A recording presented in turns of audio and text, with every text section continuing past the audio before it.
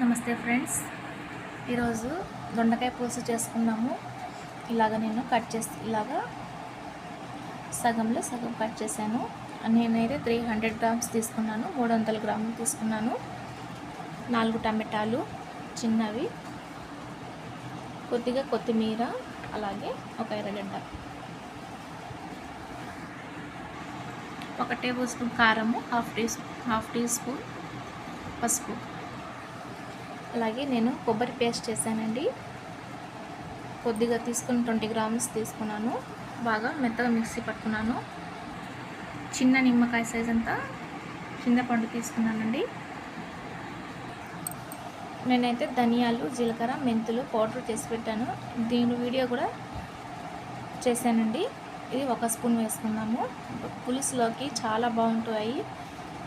ధనియాలు, జీలకర్ర, మెంతులు కొంచెం వేయించి మిక్సీ పట్టుకుంటే చాలా బాగుంటుంది టేస్ట్. చేపల కూర ఏందులైనా వేసుకోవచ్చు పులుసులోకి మనము.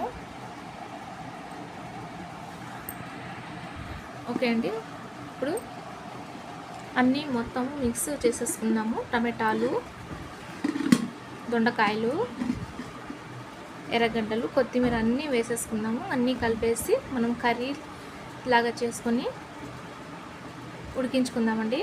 మొత్తం వేసేసుకుందాము.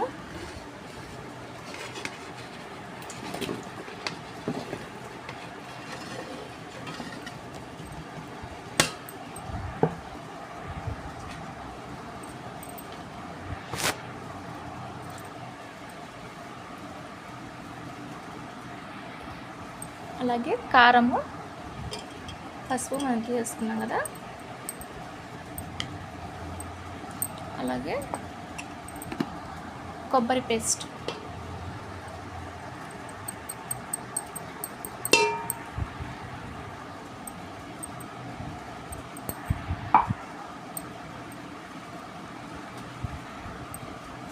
రుచికి సరిపడిన సాల్ట్, ఉప్పు యాడ్ చేసుకోవచ్చు.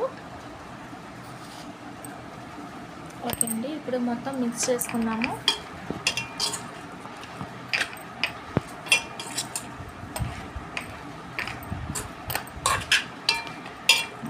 అన్నీ కలిపేసి బాగా మిక్స్ చేసుకొని ఇప్పుడు టమాటా రసం, చింతపండు రసం వేసేసుకుందామండి.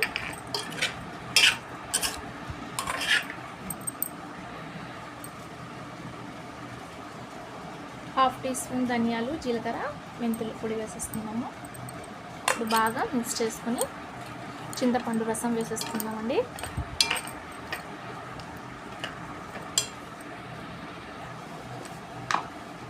పైన కొద్దిగా నూనె వేసుకొని స్టవ్ ఆన్ చేసేసుకుందాము.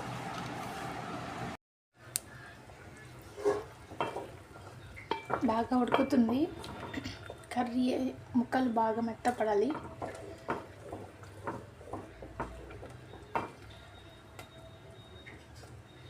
ఓకే అండి, ఇప్పుడు 5 నుంచి 10 నిమిషాల వరకు మనం ఉడికించుకుందాము. మూత పెట్టుకొని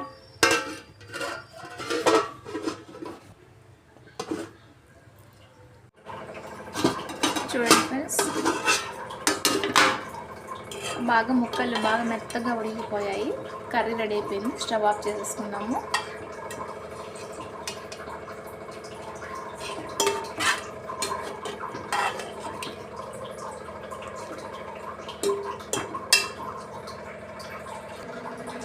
చూడండి ఫ్రెండ్స్, సర్వ్ చేసుకొని మనకు ఇడ్లీలోకి, దోశలోకి, అన్నంలోకి చాలా బాగుంటుంది ఫ్రెండ్స్. తప్పకుండా ట్రై చేయండి ఫ్రెండ్స్. నా వీడియో మీకు నచ్చినట్లయితే లైక్ చేయండి, షేర్ చేయండి, సబ్స్క్రైబ్ చేయండి ఫ్రెండ్స్.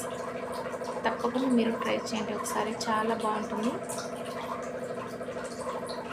Thank you friends.